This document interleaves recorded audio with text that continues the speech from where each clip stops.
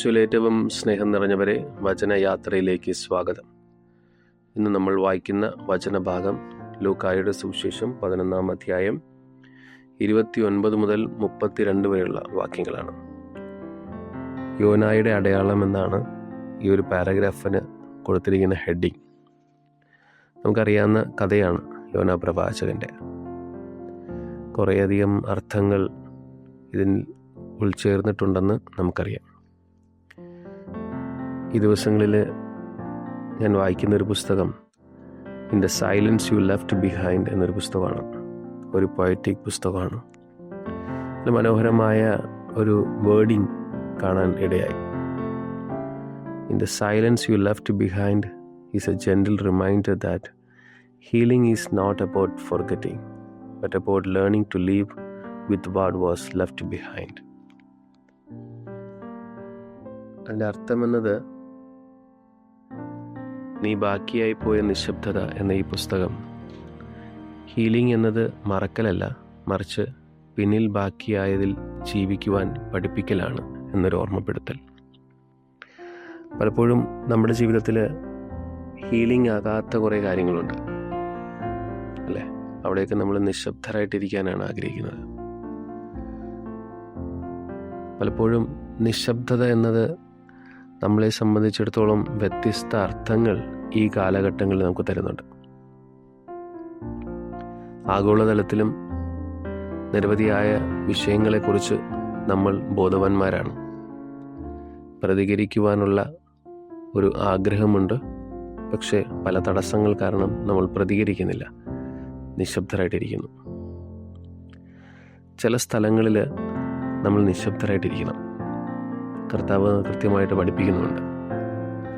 കർത്താവ് പല സ്ഥലങ്ങളിലും നിശബ്ദനായിട്ട് നിന്നിട്ടുണ്ട്. പരിസരും നിയമത്തിലും ചില ചോദ്യങ്ങളൊക്കെ ചോദിക്കുമ്പോൾ അവൻ നിശബ്ദനായി നിന്നുകൊണ്ട് അതിനുശേഷം ഉത്തരം പറയുന്നുണ്ട്.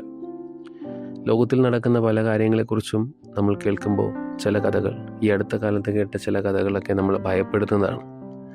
എന്ത് സുരക്ഷിതത്വമാണ് നമ്മുടെ ഈ നാട്ടിലുണ്ട് എന്നുള്ളതിനെക്കുറിച്ചൊക്കെ ചിന്തിക്കേണ്ട കഥകളും സംഭവങ്ങളും ഒക്കെ പത്രമാധ്യമങ്ങളിലൂടെയും മറ്റ് വിവരസാങ്കേതികളിലൂടെയൊക്കെ നമ്മൾ അറിയുന്നുണ്ട്.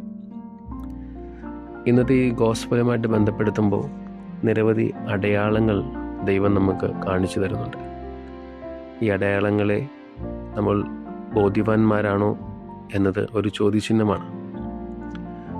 പഠിക്കുവാൻ അല്ലെങ്കിൽ മനസ്സിലാക്കുവാൻ ഭയപ്പെടുന്ന അല്ലെങ്കിൽ വിഷമിക്കുന്ന അവസരങ്ങളിലൂടെയൊക്കെ നമ്മൾ കടന്നു പോകുന്നുണ്ട്.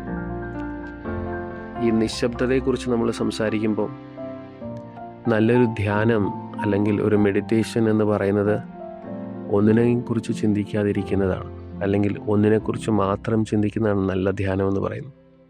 പല കാര്യങ്ങളെക്കുറിച്ച് ചിന്തിക്കുന്നതല്ല ധ്യാനം. ഒന്നിനെക്കുറിച്ചും ചിന്തിക്കാതിരിക്കുന്ന അല്ലെങ്കിൽ ഒന്നിനെക്കുറിച്ച് മാത്രം ചിന്തിക്കുന്നതാണ് ധ്യാനം. അങ്ങനെയുള്ളൊരു കപ്പാസിറ്റി നമുക്കുണ്ടെങ്കിൽ നമ്മുടെ ജീവിതത്തെ നമുക്ക് നിയന്ത്രിക്കാൻ പറ്റും.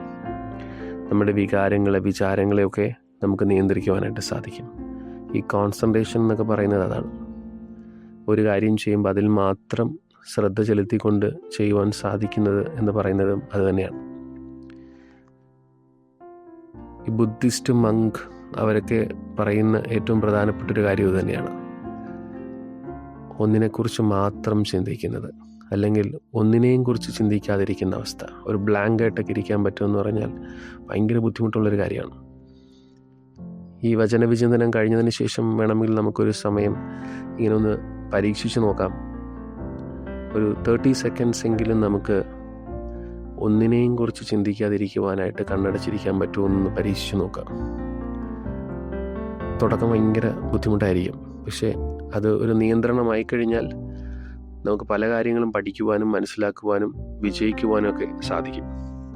ഇന്നത്തെ സുവിശേഷത്തിലും യോനാ പ്രവാചകന്റെ അടയാളത്തെക്കുറിച്ചാണ് പറയുന്നത്. ഏറ്റവും വലിയ അടയാളം ക്രിസ്തുവാണെന്ന് അവസാനം പറഞ്ഞു വയ്ക്കുന്നുണ്ട്. അവനേക്കാൾ വലിയ ഒരു പ്രവാചകൻ ഉണ്ട്, അതാണ് ഏറ്റവും വലിയ അടയാളമെന്നൊക്കെ നമ്മെ ഓർമ്മപ്പെടുത്തുന്നു. കർത്താവ് നിരവധി അടയാളങ്ങൾ കാലത്തിന് അനുയോജിതമായ രീതിയിൽ നമുക്ക് നൽകുന്നുണ്ട്. ആ അടയാളങ്ങളെ മനസ്സിലാക്കി ജീവിക്കുവാനാണ് കർത്താവ് നമ്മെ പഠിപ്പിക്കുന്നത്. നിശബ്ദമായിരുന്നു കൊണ്ട് ഇതിനെയൊക്കെ മനസ്സിലാക്കാം. നിശബ്ദമായിരുന്നു കൊണ്ട് മനസ്സിലാക്കി ഉറച്ച സ്വരത്തിൽ ഉറക്കെ സംസാരിക്കുവാനുള്ള ആ നിശബ്ദത സ്വന്തമാക്കുവാനായിട്ട് നമുക്ക് മനസ്സിലാക്കാം. നിശബ്ദത എന്ന് പറയുന്നത് എപ്പോഴും നിശബ്ദരായിരിക്കുക എന്നുള്ളതല്ല. നിശബ്ദമായിരുന്നു കൊണ്ട് ആ വിഷയത്തെ മനസ്സിലാക്കി ഉച്ചസ്വരത്തിൽ സംസാരിക്കുവാനുള്ള ഒരു കെൽപ്പ് ഉണ്ടാക്കിയെടുക്കുക എന്നുള്ളതാണ്. ഉദാഹരണമായിട്ട് നമ്മൾ ഇന്നൊരു ബസ് സ്റ്റോപ്പിൽ പോകുമ്പോൾ എല്ലാവരും നിശബ്ദരാണ്, ആരും പരസ്പരം സംസാരിക്കുന്നില്ല. പക്ഷെ പല കാര്യങ്ങളെക്കുറിച്ച് എല്ലാവരും വ്യാപൃതരാണ്.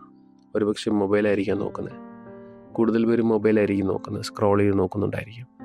പല കാര്യങ്ങളെക്കുറിച്ചാണ് അവരുടെ തലയിൽ ഓടിക്കൊണ്ടിരിക്കുന്നത്. പക്ഷെ ഒന്നിനെക്കുറിച്ച് മാത്രം ചിന്തിക്കുവാനായിട്ട് ആർക്കും സാധിക്കുന്നില്ല. ഇവിടെയാണ് നമുക്ക് ഏറ്റവും വലിയൊരു മാതൃകയായിട്ട് ക്രിസ്തു നൽകുന്നത്. ക്രിസ്തു നമ്മളെ പഠിപ്പിക്കുന്നതും അത് തന്നെയാണ്. ധ്യാനമെന്ന് പറയുന്നത് ആത്മാർത്ഥമായിട്ട് അവനെ ധ്യാനിക്കലാണ്. അവിടെ പല ചിന്തകൾ വരും, അതെല്ലാം മാറ്റി നിർത്തിക്കൊണ്ട് അവനിൽ മാത്രം കേന്ദ്രീകരിച്ചുകൊണ്ട് ധ്യാനിക്കുവാനും സംസാരിക്കുവാനും പ്രവർത്തിക്കുവാനും ഒക്കെ ദൈവം സമൃദ്ധമായി നമ്മളെ അനുഗ്രഹിക്കട്ടെ എന്ന് ഈ ബലിയിൽ സമർപ്പിച്ച് നമുക്ക് പ്രാർത്ഥിക്കാം. നിശബ്ദത എന്ന് പറയുന്നത് ജീവിതത്തിൻ്റെ നിശബ്ദതയല്ല, മനസ്സിൻ്റെ നിശബ്ദതയാണ്. മനസ്സ് നിശബ്ദമായിരുന്നു കൊണ്ട് വചനത്തെ പഠിക്കുകയും സമൂഹത്തെ പഠിക്കുകയും ആത്മശോധന ചെയ്യുകയും ഉറച്ച സ്വരത്തിൽ ഉറച്ച മനോഭാവത്തിൽ ഉറക്കെ സംസാരിക്കുവാനുള്ള ഒരു അനുഗ്രഹത്തിന് വേണ്ടിയുള്ള നിശബ്ദതയായി മാറട്ടെ എന്ന് ആത്മാർത്ഥമായിട്ട് നമുക്ക് ഈ ബലിയിൽ സമർപ്പിച്ച് പ്രാർത്ഥിക്കാം.